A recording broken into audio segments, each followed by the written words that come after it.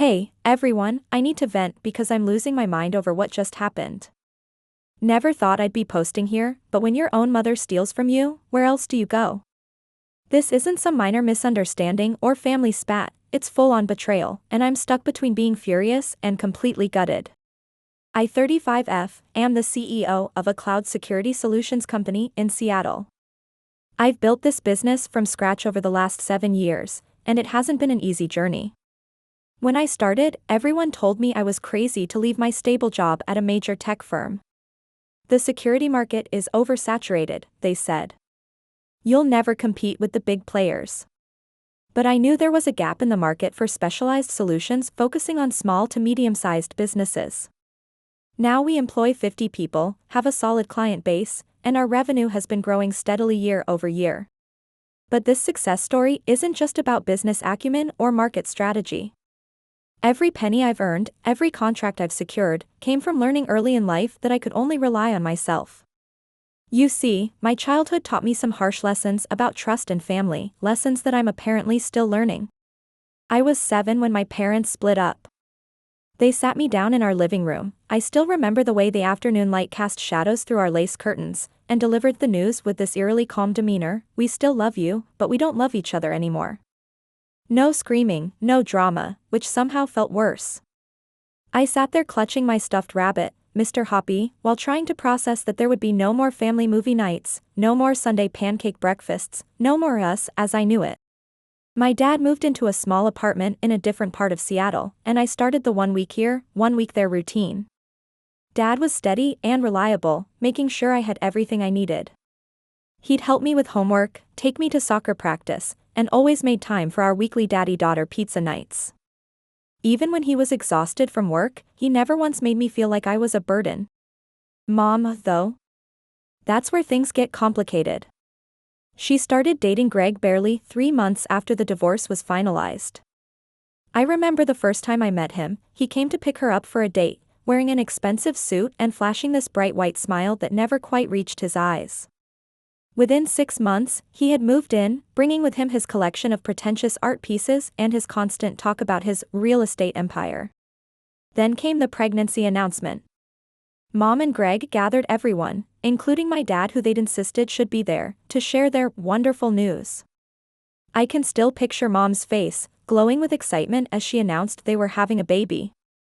Greg stood behind her, his hand on her shoulder, looking like he'd just won the lottery. Meanwhile, I sat there feeling like I was being erased from my own family photo. When Brooke was born, my status as the leftover kid was officially cemented. It wasn't anything dramatic, no Cinderella-style cruelty or obvious neglect. It was more subtle, a slow fading away of my importance in their lives. Birthdays started getting forgotten or celebrated with hastily bought cards and generic gifts. School events became optional for them. Oh honey, Greg has an important client meeting, or Brooke's not feeling well, became standard excuses. The worst part? The constant comparison. Why can't you be more like Brooke? Look how well Brooke does in ballet. Never mind that I was excelling in math and science, or that I'd made the honor roll consistently. My achievements were footnotes, Brooke's were headlines. I still remember this one incident that perfectly captures everything. I was in 4th grade, and there was an important parent-teacher conference. It was raining, one of those classic Seattle downpours that soaks you to the bone. I stood outside school for over an hour, watching other kids leave with their parents, the puddles getting deeper and my hope getting thinner.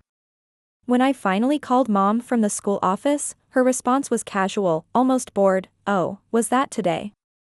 Sorry, I was busy with Brooke's playdate. Can't you just walk home?" The school secretary, Mrs. Peterson, saw my face crumple and called my dad. He left work immediately and drove across town to pick me up. That night, after making me hot chocolate and helping me with my math homework, he asked if I wanted to live with him full-time. I didn't hesitate. Mom didn't fight it. If anything, she seemed relieved not to have to juggle me alongside her real family anymore. The transition was seamless, too seamless. No tears, no protests, just a quiet shifting of my existence from one household to another. I took Mr. Hoppy, my school stuff, and what remained of my relationship with my mother, and moved in with Dad. The years rolled by, and I threw myself into building my life. Through high school, I focused on computers and business classes. Dad supported my interest in tech, buying me my first programming books and encouraging me to take coding classes. In college, I double majored in computer science and business administration, working part-time at tech startups to gain experience. Mom and Greg. They didn't contribute a dime to my education. Not that I asked, by then, I'd learned not to expect anything from them. They didn't come to my high school graduation, missed my college graduation, and didn't even send a message when I landed my first job at a major tech firm. Brooke, meanwhile, was attending an expensive private school, taking tennis lessons, and living the life of a privileged only child. I worked my way up in the tech industry, saving every penny I could. When I spotted a gap in the cloud security market, I took the biggest risk of my life, liquidating my savings and starting my own company. Those first few years were brutal.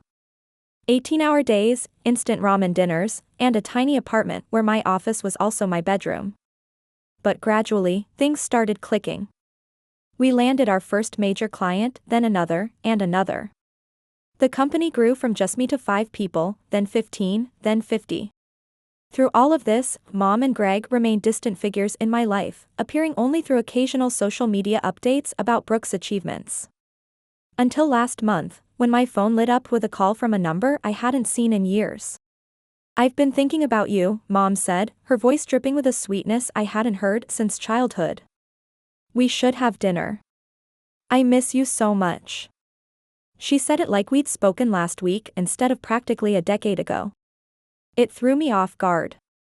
Part of me wanted to hang up, but another part, maybe that 7-year-old girl still clutching Mr. Hoppy, wanted to believe she'd changed. So I agreed to dinner. The dinner was set at an upscale restaurant downtown, Greg's choice, of course. From the moment I walked in, something felt off. Mom had done her hair the way she used to for her charity galas, and Greg was wearing one of his power suits that he saves for important client meetings.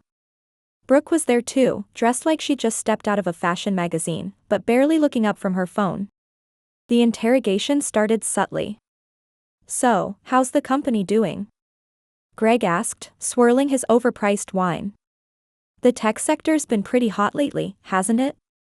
Before I could answer, Mom jumped in. "You've always been so good with money, honey. You must be doing really well now." I gave vague answers, but they kept pushing. Greg asked about revenue streams, profit margins, and investment strategies, questions that seemed oddly specific for someone who'd shown zero interest in my career before. Mom kept steering the conversation back to my savings and assets, while Brooke would occasionally glance up from her phone to make pointed comments about money. "Yeah, houses are so expensive these days," Brooke sighed, finally putting her phone down. "I've been looking at apartments near campus, and even those are ridiculous. Must be nice to have all that money figured out already." The way she said it, like she was entitled to some of my success, made my skin crawl. The conversation felt orchestrated, like they'd rehearsed their parts beforehand. Greg would probe about my finances, Mom would reminisce about how irresponsible I've always been, and Brooke would drop hints about her housing needs. When the bill came, Greg made a show of reaching for it, then remembered he'd left his wallet in his other jacket. I paid, of course. After dinner, Mom hugged me too tight and too long.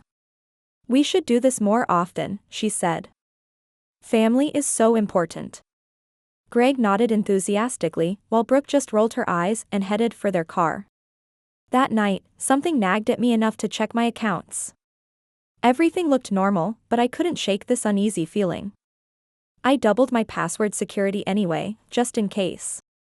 Last week, I had to fly to Japan for an important client meeting. The negotiations went well, and we signed a major contract. But when I landed back in Seattle and turned on my phone, my world imploded. Banking alerts. Dozens of them. Notifications about large transfers I'd never authorized. With trembling hands, I logged into my business account. The balance made my heart stop, 0. Everything I'd built, every penny I'd saved, gone. The transaction history told the story, systematic transfers over the past week, all while I was overseas. And there it was, clear as day, the recipient's name, my mother. That's when everything clicked. The sudden dinner invitation. The probing questions. Mom's visit to my office before dinner, when she'd asked to use my private bathroom while I was making coffee. She must have gone through my desk, found my banking information. The whole reconciliation attempt was just a setup to steal from me. But here's what they don't know: running a security company means I understand exactly how to gather intelligence and expose vulnerabilities.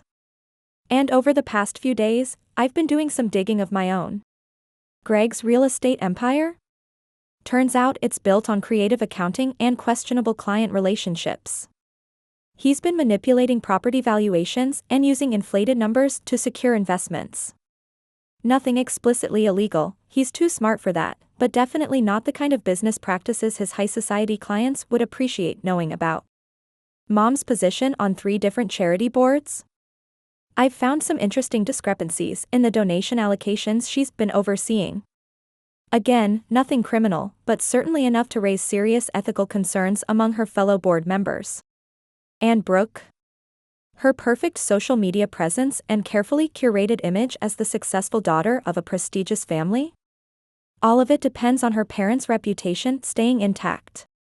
I've spent the last few days mapping out their entire social network. Their church connections, business associates, charity contacts, country club friends, everyone they've spent years impressing with their perfect family facade. I know exactly who to contact, what information to reveal, and when to do it for maximum impact. They thought they could steal from me because I'm the leftover kid, the one they discarded years ago. But they forgot something crucial: that leftover kid grew up to build a successful tech company.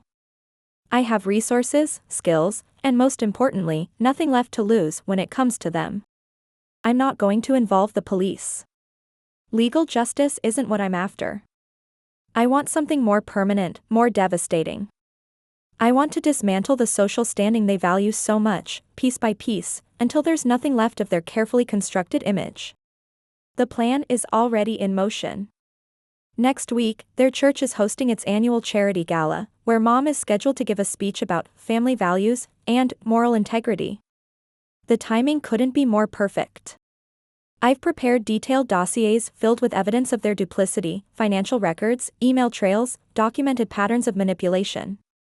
Every prestigious contact in their social circle will receive this information, carefully timed for maximum exposure. They're about to learn what it feels like to be the leftover ones, watching helplessly as everything they value slips away. Their reputation, their social status, their business connections, all of it will crumble. And the best part? They won't be able to fight back because every piece of evidence I have is true.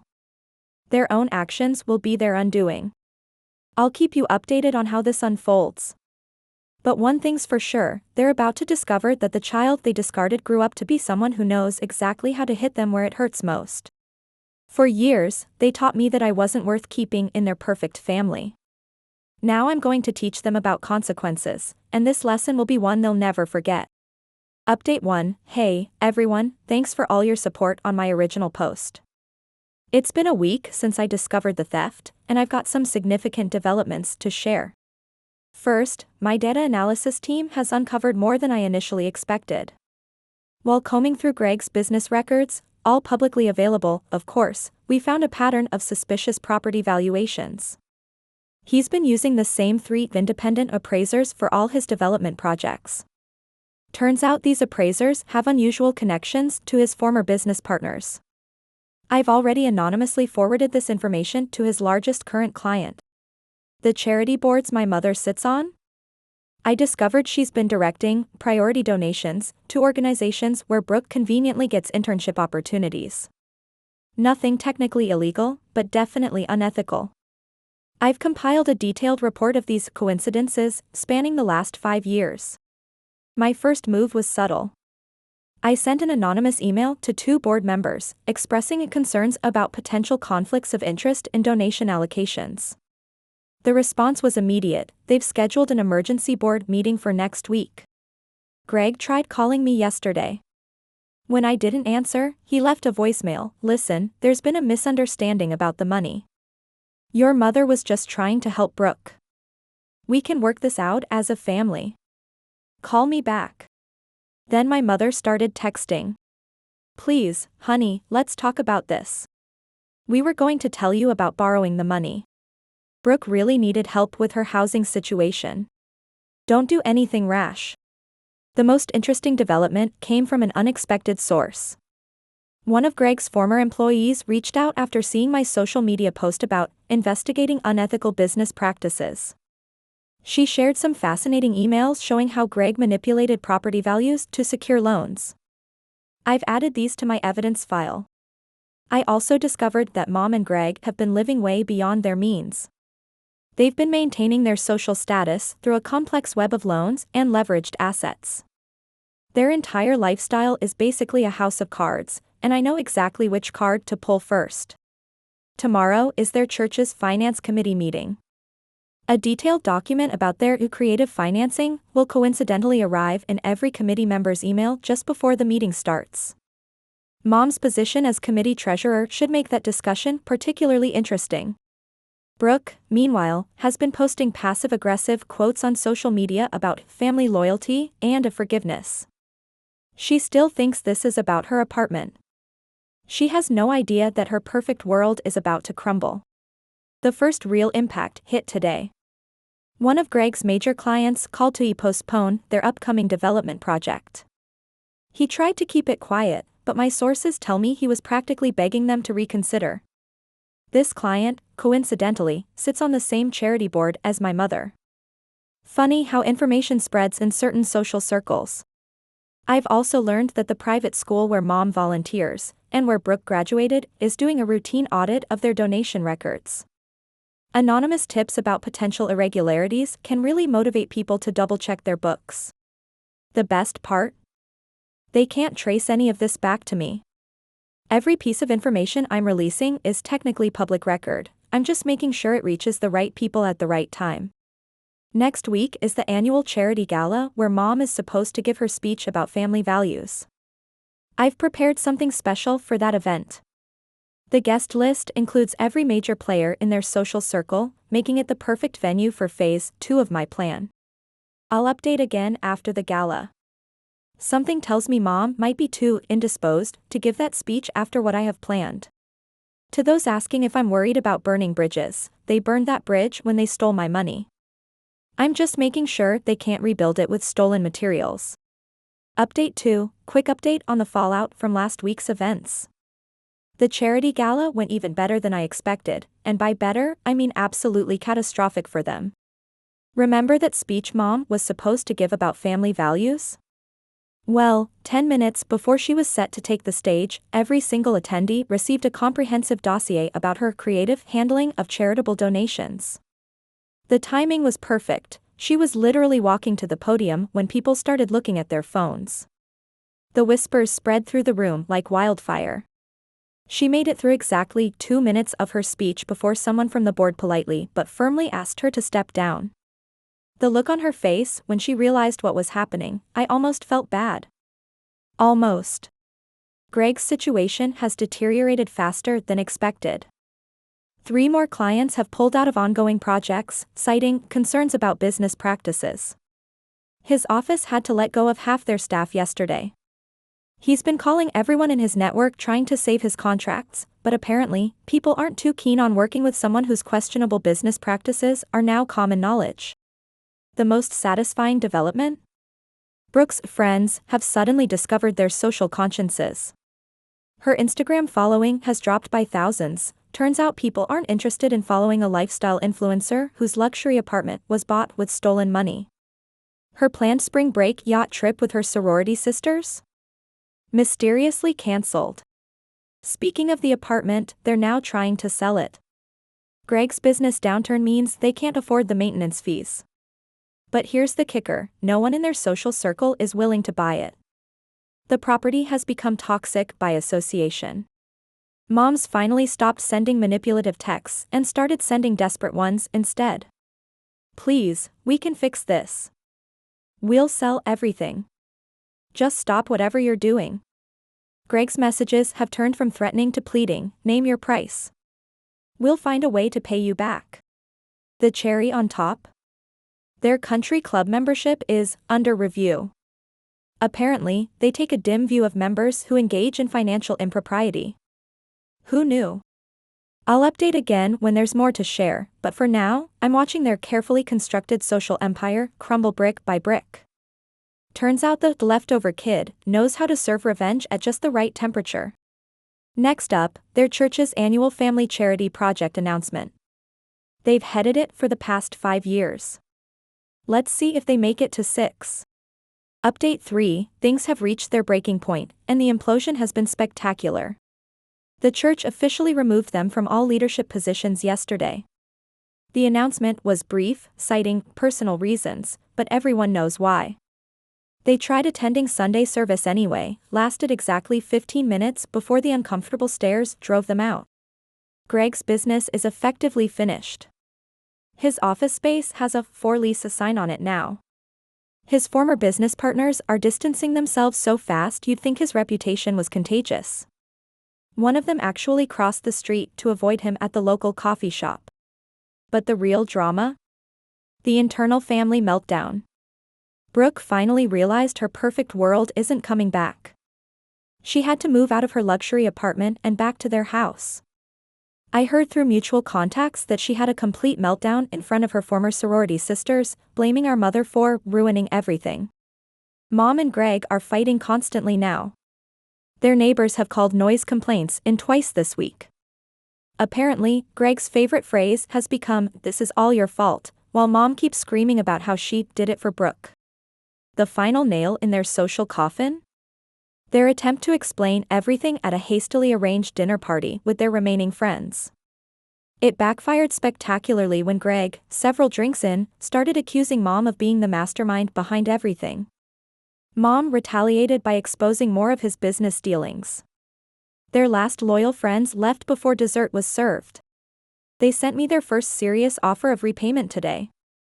No conditions, no manipulation, just a desperate promise to return every penny. Funny how social destruction can focus people's minds. I'll update once more after this all settles.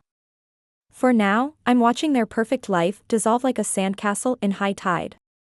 Update 4, it's been a month since my last update, and I can finally say this chapter of my life is closed. Let me share how everything wrapped up. First, the money. Every single penny has been returned. Not because they wanted to, but because they had no choice. Greg had to liquidate most of his remaining assets, and Mom had to sell her precious collection of antique jewelry. They even had to sell their country club membership, at a loss, of course, since no one wanted to be associated with them. Their social collapse has been absolute. Last week, I drove past their house. Yes, I took the long route just to see. There were moving trucks outside. Turns out they're downsizing to a small rental on the outskirts of town. Their neighbors, who used to attend all their fancy garden parties, didn't even come out to say goodbye. Greg's business reputation is beyond salvage. He tried to rebrand his real estate company under a different name, but word spreads fast in the business community. 3 potential partners backed out after doing basic background checks. He's now looking for regular employment, quite a fall for someone who used to brag about his real estate empire. Mom's social calendar, once packed with charity events and committee meetings, is now embarrassingly empty. She was quietly asked to step down from her last remaining volunteer position at the local arts council. The official reason was restructuring, but everyone knows the truth. Her name has been removed from all the donor plaques she was so proud of. Brooke's transformation has been particularly interesting. Her social media influence has evaporated. She had to transfer to a less expensive college and move into regular student housing. Last I heard, she's actually had to get a part-time job, something she used to mock other students for doing. Her latest social media posts have switched from designer clothes and yacht parties to philosophical quotes about life's true meaning and the importance of authenticity. The family unit itself has fractured completely. Greg and Mom are separated. Turns out a marriage built on social climbing and appearances can't survive the loss of both. Brooke isn't speaking to either of them. She blames Mom for the theft, Mom blames Greg for their social downfall, and Greg blames them both for pressuring him into keeping up appearances. But here's the most satisfying part: they can't even complain about what happened to them because every bit of their downfall was caused by their own actions being exposed. No lies, no fabrications, just the truth, strategically revealed. As for me, I've bought a beautiful house in a quiet neighborhood. It's not as grand as their old place, but it's mine, paid for with honest work. I've hosted several dinner parties here, real ones, with genuine friends and family who stick with you regardless of your social status. Dad helped me move in. While we were unpacking, he found Mr. Hoppy, my old stuffed rabbit, in one of the boxes. "You kept him all these years?" he asked. I did, as a reminder of that little girl who learned early on what real family means. Last week, I received a letter from Mom. She wrote about regret, about understanding the pain she caused, about wanting to make amends. I read it once, then filed it away. Maybe someday I'll feel ready to respond, but for now, I'm focusing on the family I choose, the people who've proven their loyalty not through blood, but through actions. My company is thriving. We've expanded into new markets, and our client list is growing. Ironically, some of our new clients are former associates of Greg's who jumped ship when his reputation tanked. They've been particularly impressed with our ethical business practices. The most unexpected outcome? I've started mentoring young entrepreneurs, particularly those who faced family betrayal or difficult backgrounds. There's something healing about helping others navigate the challenges I've overcome. To everyone who supported me through this journey, thank you. Your advice and encouragement helped me stay focused when I could have let anger consume me. I chose calculated justice over emotional revenge, and it worked better than I could have imagined. Life's greatest lessons often come from our deepest wounds. I learned that family isn't about blood or obligation, it's about respect, trust, and mutual support. Sometimes the family you choose is more real than the one you're born into. I'm closing this chapter now, but I'm taking with me the wisdom that sometimes the best revenge isn't about destroying others, it's about letting their own actions catch up with them while you build something better for yourself. Mr. Hoppy sits on a shelf in my new home office now, a reminder that the leftover kid didn't just survive, she thrived.